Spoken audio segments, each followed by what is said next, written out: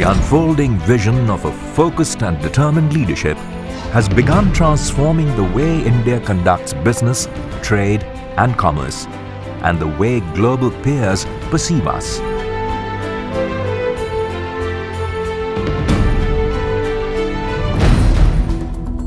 On the 16th of May, India's 600 million voters delivered a historic and decisive mandate for change.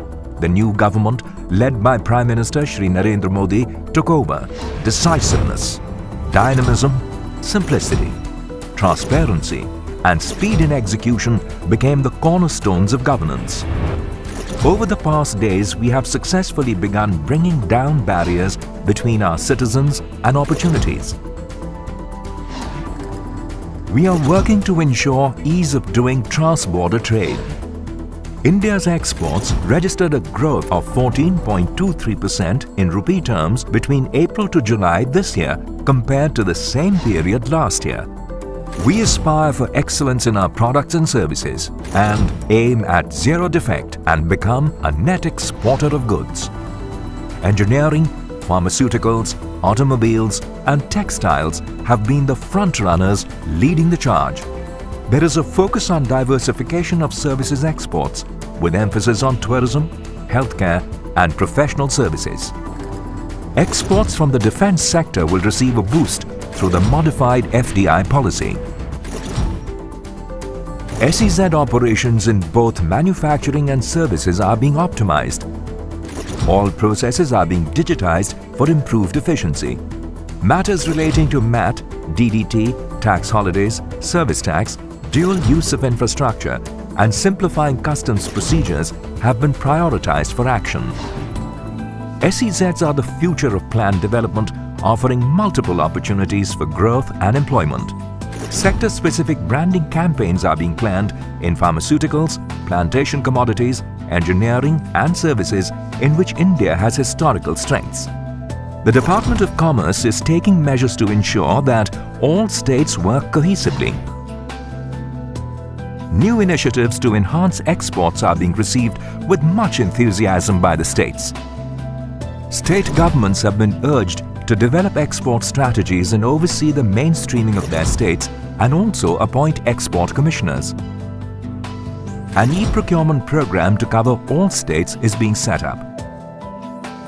Global business today calls for increasing collaboration between nations and economies.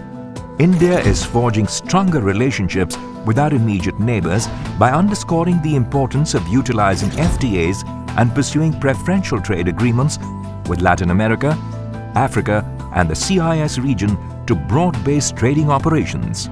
Special emphasis is being laid on trade with South Asian countries. In order to directly help farmers of plantation crops, the government has developed an insurance-based scheme for price assurance for tea, coffee, rubber and spices.